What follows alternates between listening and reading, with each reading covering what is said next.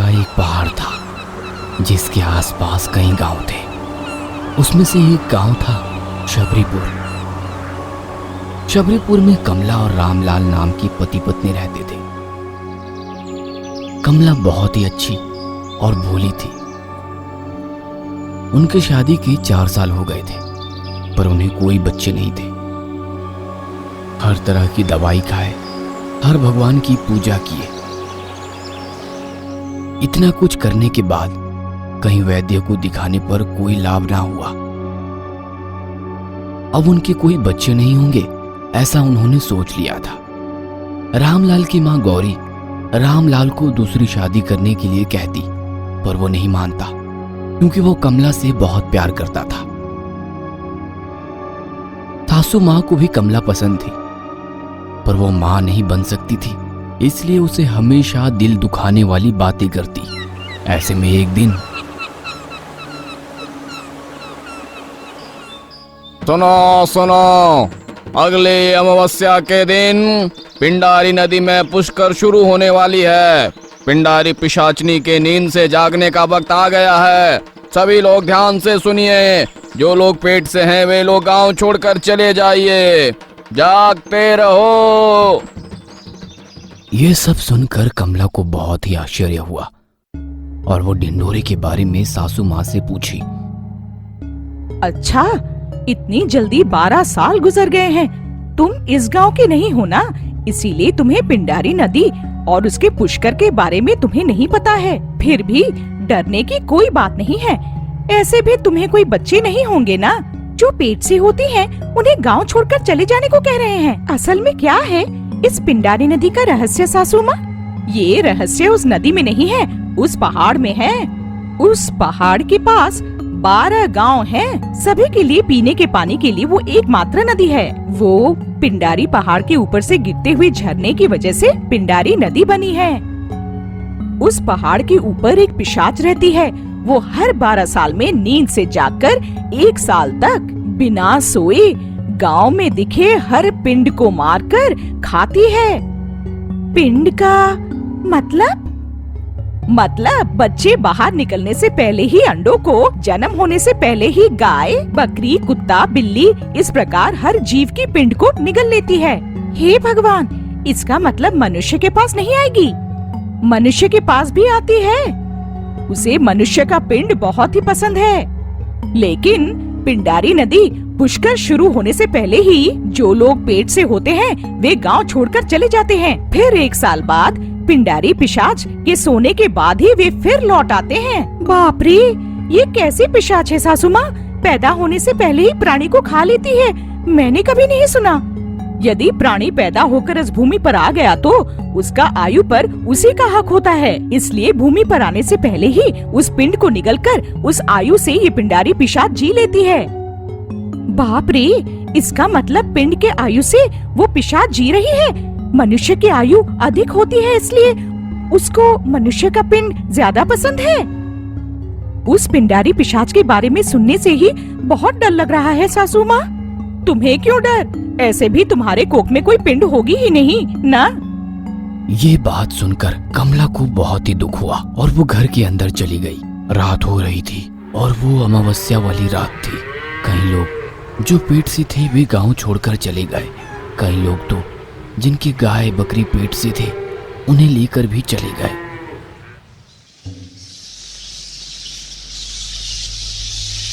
पिंडारी पहाड़ के पास स्थित देव सिंह 12 गांवों का प्रेसिडेंट था। वो उस गांव के तांत्रिक अपाजी के साथ जाकर उस झरने में लाल रंग का पाउडर मिलाए और नदी की प्रवाह पूरी तरह लाल रंग में बदल गई। पिंडारी पिशाचनी आज रात को नींद से जागेगी, इसलिए पूरे 12 गांवों के लोगों के लिए यह एक संकेत था। ऐसा करना उनके लिए रिवाज बन चुका था। सारा काम पूरा करके सभी लोग अपने अपने घर चले गए। पूरे गांव में सन्नाटा छाया हुआ था। सासू माँ जब उस पिंडारी पिशाच के बारे में बता रही थी, सुनकर मुझे बहुत ही डर लग रहा था जी। डरो मत कमला, वो सिर्फ पिंड को ही खाती है, बाकी लोगों को कुछ नहीं करती। मतलब जो पेट से होते हैं वे गांव छोड़कर चले जाने से सेफ हैं? वो पिशाच क्या इन 12 गांवों के लोगों को तंग करती है?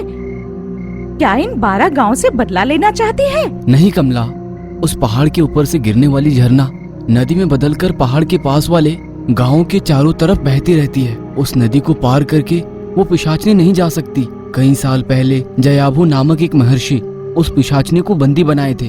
वो गांव के अंदर ना आ पाए, इसलिए अपनी मंत्र शक्ति से उस झरने की सृष्टि करके उसे बंदी बनाए। लोगों को पिशाचनी के बारे में नहीं पता था, इसलिए गुजरते वक्त के साथ पहाड़ के चारों तरफ गांव का निर्माण होने लगा। पर ऐसे पिशाच के गांव में क्यों रहना जी?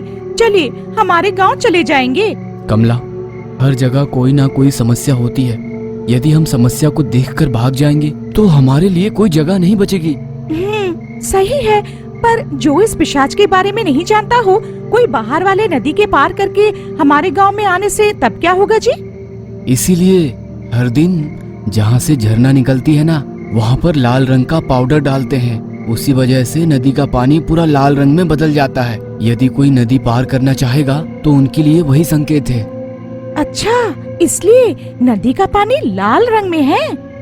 हाँ, इस प्रकार कमला को उसके सवालों के जवाब मिल गए।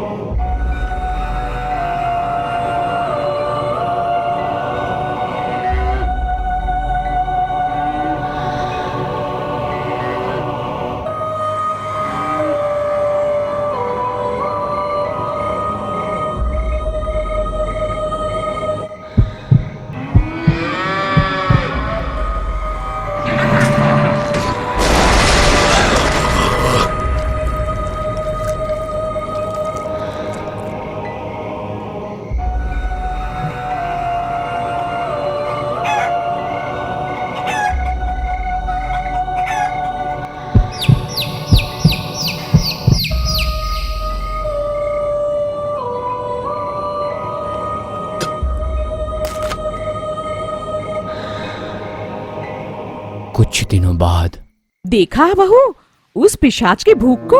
बाहर से तो अंडा जैसा का वैसा ही रहता है, पर अंदर से पूरा खाली हो जाता है। जो गाय पेट से होता है वो ऊपर से साधारण सी दिखती है, पर अंदर से उसका पिंड गायब हो जाता है। बाप रे, और कितने दिनों तक सासू माँ उस पिशाच से डर कर रहना होगा? और 9 महीने। कमला, मगर हमारे कुएं में पानी सूख गया है। कल सुबह जाकर विमला के यहाँ कुएं से पानी लेकर आना, भूलना मत। ठीक है सासू माँ। अगले दिन सुबह होने से पहले ही कमला घड़ा लेकर जाने लगी। पिंडारी नदी के पास से गुजरती हुई कमला एक पत्थर पर पांव लगने के कारण वो नीचे गिर गई। जब वो उठकर देखी तो घड़ा पानी में गिरकर नदी में तैरते हुए जा रही थी। इस प्रकार कमला के घड़े नदी के पास से जाते जाते जंगल में पहुंच गई। किसी भी तरह मुश्किल से अपने घड़े को ली और नदी से पानी भरी। उसके बाद अपने सर के ऊपर घड़ा रखकर वहां से जाने लगी। मगर वो पिंडारी पिशाचनी जंगल में एक पेड़ के ऊपर बैठी हुई कुछ पक्षियों के अंडे निगल रही थी।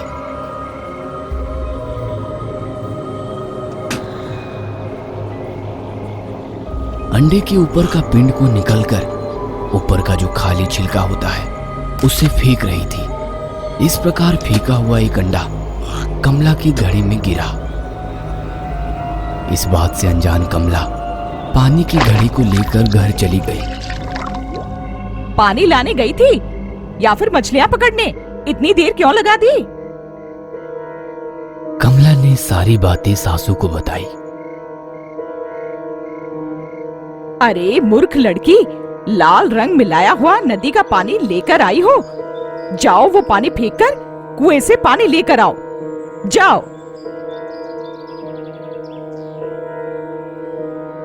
सासू माँ के कहे अनुसार कमला पानी फेंकने गई, पर वो जब घड़े में देखी तो पानी के ऊपर तैरता हुआ अंडा दिखाई दिया। अरे, ये अंडा मेरे गड्ढे में कैसे आया? पर ये तो भारी लग रहा है, मगर पानी के ऊपर तैर कैसे रहा है? इसका मतलब अंडे के अंदर पिंड है। ऐसा सोचते हुए अपनी पड़ोसी की दोस्त की मुर्गी के अंडों से मिलाकर कमला उसे भी रख दी। कुछ दिनों बाद अंडे में से एक पक्षी की छोटी सी बच्ची निकली। वह कुछ अजीब सी थी, मुर्गी, बत्तख या बगुला, पता नहीं वो कौन सी जाति की पक्षी थी। तब कमला की सहेली आकर बोली, कमला, तुमने जो अंडा दी है ना, उसमें से कुछ अजीब सा पक्षी निकल रहा है। उसे देखकर हमारी मुर्गी घबरा गई है, इसे पास में नहीं आने दे रही है। तुम ही ले लो इसे। बाप रे, मेरी सास डांटेंगी।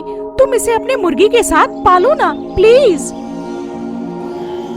ये तो कुछ अजीब सा पक्षी लग रहा है, हमारी मुर्गी इसे मार देगी। तुम ही ले लो। ऐसा कहकर उस पक्षी की बच्ची को कमला को दे दी और वहां से चली गई। सासू माँ उस पक्षी को देखकर बोली, छी, ये कौन सी पक्षी है? घृणा आ रही है। ऐसी काली पक्षी को पालना ठीक नहीं है। ले जाकर बाहर छोड़ दो इसे। कमला किसी भी तरह रामलाल से कहलवाकर उस पक्षी को पालने के लिए सासू माँ को मनवाई। 6 महीने होते ही वो पक्षी बहुत ही बड़ी हो गई। दोनों तरफ काली और बीच में सफेद लाइन होने की वजह से वे लोग प्यार से उसका नाम ओरियो रखे। ओरियो को हर बात समझ में आती थी।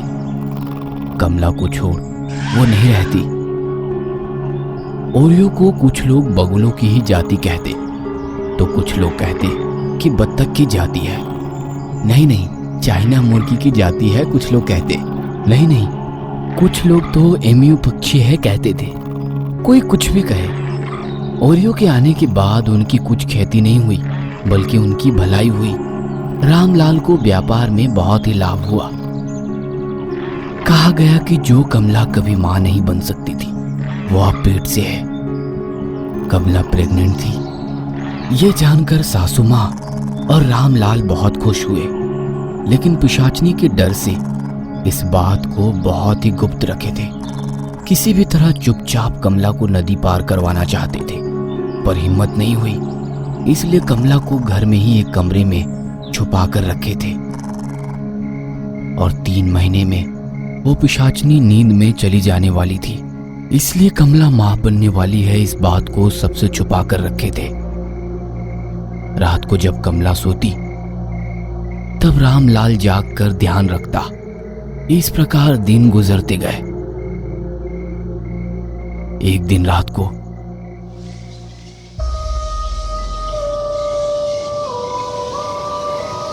पिंडारी पिशाचनी को कुछ भी ना मिला, इसलिए भूख के मारे गांव में वो घूम रही थी।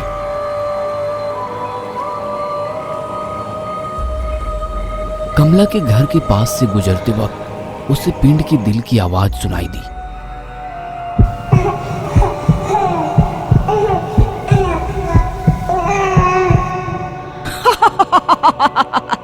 मनुष्य का पिंड, इतने दिनों के बाद आज महाभोज है।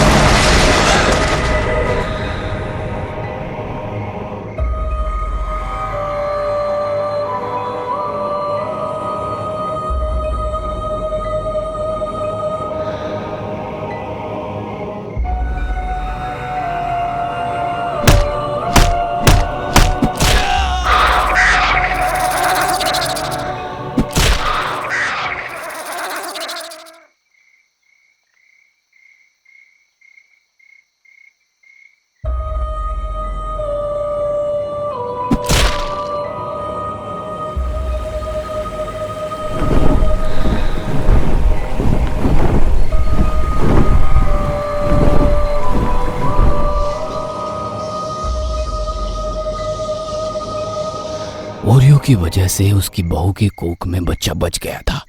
इस कारण से सासू माँ बहुत ही खुश हुई।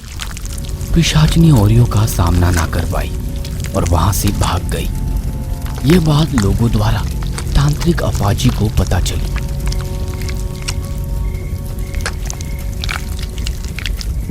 और यहाँ पहाड़ पर गुफा में पिशाचनी को कुछ समझ में नहीं आ रहा था। वो अपनी पिशाच शक्ति से एक पक्षी की बच्ची को कुछ ना कर पाई और भाग गई। इस बात से वो बहुत गुस्से में थी। तांत्रिक अपाजी ने कमला के घर आकर सारी जानकारी ली। हमारे पूर्वजों से लेकर आज तक उस पिंडारी पिशाचनी को मारने का मार्ग हम हर ग्रंथ में खोज रहे थे।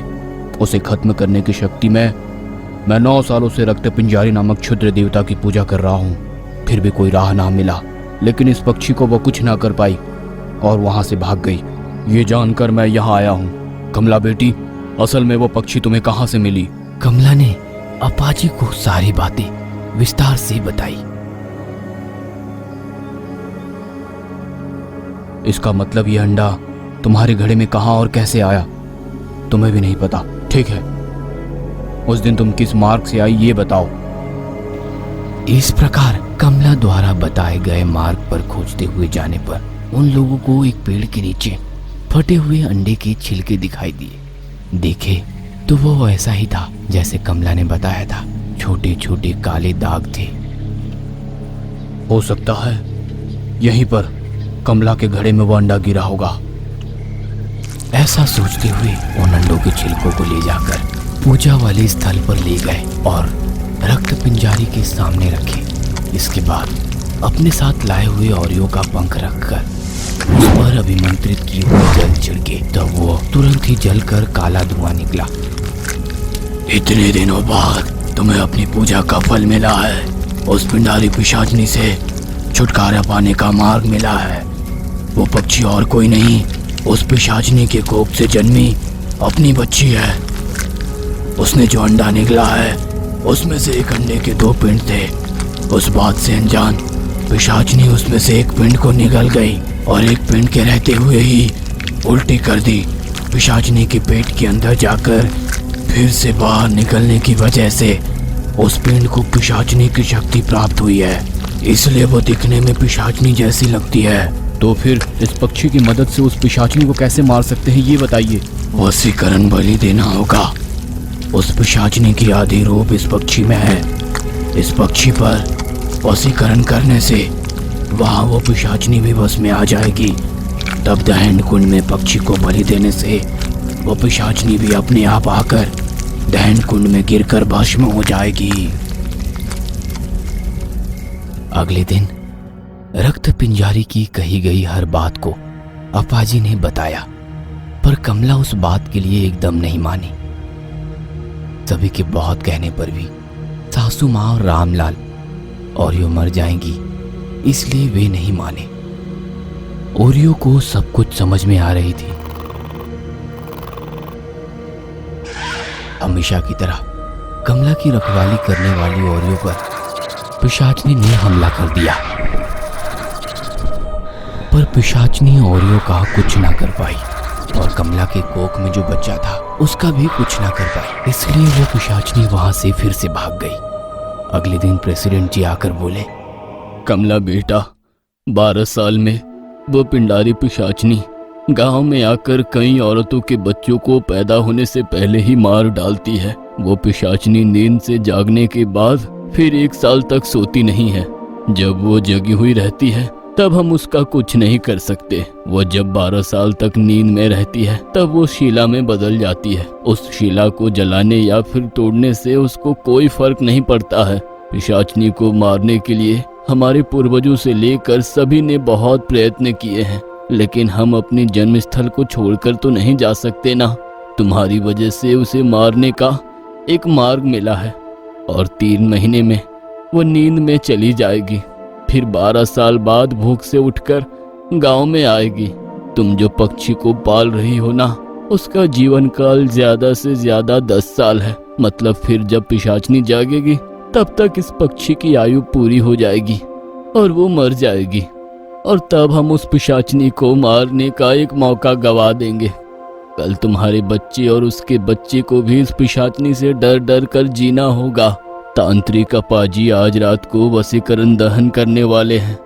अच्छी तरह से सोचकर तुम अपनी पक्षी को लेकर आना बेटा। प्रेसिडेंट की बातें कुछ हद तक सही लगी, पर बहुत प्यार से पालने की वजह से ओरियो की बलि देने से मना कर दी।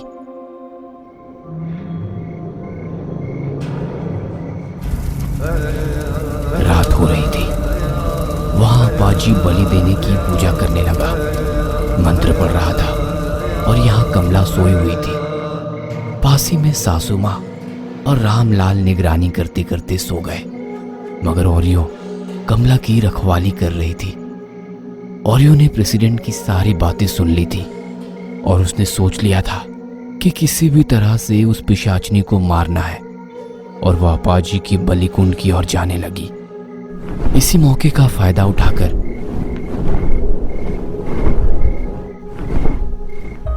वो पिशाचनी कमला की पिंड को निगलने के लिए उसके घर के अंदर घुसी।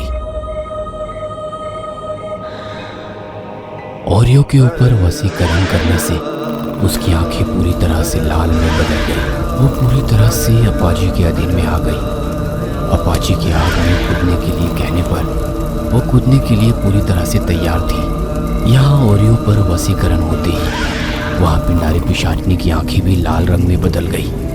पिशाचनी भी अपाजी के अधीन में आ गई। आग में कूदने के लिए अपाजी के कहते ही पिशाचनी और ओरियो दोनों आग में कूद गए।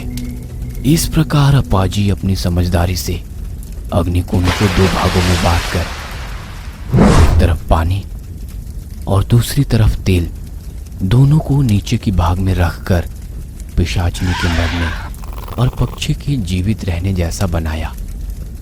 ओरियो थोड़ी बहुत जली थी, पर पिशाचनी वहीं के वहीं मर गई। अब पिशाचनी से छुटकारा मिल गया था।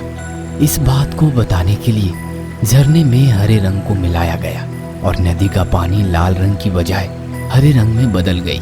ओरियो की वजह से इतने सालों बाद पिशाचनी से छुटकारा मिली, इसलिए सभी लोग बहुत खुश थे। इसके बाद कमला को एक बेटा हुआ। वो ओरियो के साथ हमेशा खेलता था। इस तरह सभी लोग सुखी जीवन बिताने लगे।